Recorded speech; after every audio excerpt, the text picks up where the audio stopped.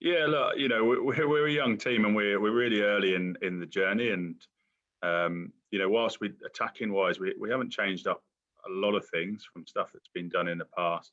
There's enough new stuff in there that takes time for players and to understand what we're trying to achieve and what we're trying to do where on the pitch. So, but like, there's no doubt we've got a really talented young squad there, of which we want to play a good brand of rugby that is attractive, but also wins rugby matches, most important.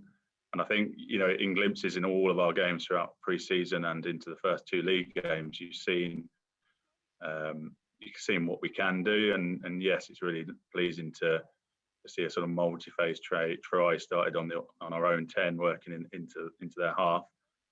Young team you've spoken about, young players. Louis James in particular has, he's seen action in every game so far. How do you think he's come along? Obviously, Tom Ball as well, we'll touch on, but Louis in particular, for an 18-year-old lad at the start of his senior rugby career, he's coming in leaps and bounds. Yeah, we're obviously hugely proud of what Louis done and what he's achieved throughout his short time with us in the senior squad. Louis worked really hard, having known him from a young age. He's always worked really hard, sort of quite unassuming on his rugby. He's enjoyed his rugby. I think what we've got to remember with Louis is this time last year, he was playing adult rugby at Men's Own, which, is a great club, but is a lower down the levels. And I think in many ways that sort of stood him in good stead. And for us, it was never in doubt that as we saw him develop, that he'd get an opportunity, and we're sort of excited to see how far that can grow this year.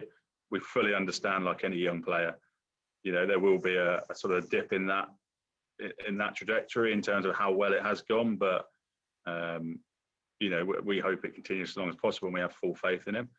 Are you disappointed that Tom Ball hasn't been able to get any game time so far this season, given how he played in that first, up until the point where he got injured scoring against Jersey?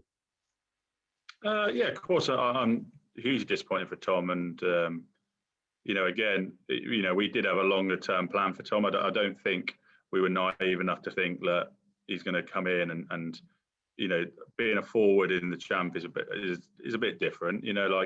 Yes, he's ready to play adult rugby, but the demands on him throughout the week, with units, we have to be mindful of managing that for the young forwards.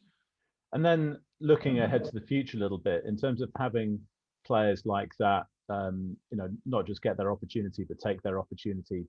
In terms of how the partnership's developing with Moulton College in particular, to show the players there that there is that pathway into the first team. How important is that when it comes to establishing a pathway? Yeah, I alluded to it a little while ago. Like one of the big transition points is that training load. To go from to training sort of 3 times a week with 2 gym sessions, with recovery, with stretching, with nutrition, understanding your injury prevention, all the factors that you have. If we can help and start educating and get with them when they're 16, then it massively helps that process when they do turn up. So the Moulton model is perfect for us. It is almost a mini schedule of what we do here. And that allows us to then, with our input into the coaching and aligning, the different departments, it allows us to spend time, with those future guys to sort of help them be, I suppose, professional ready. Now, I mean that in the sense of the volume of training they'll be expected to do. And that's why the partnership is so important.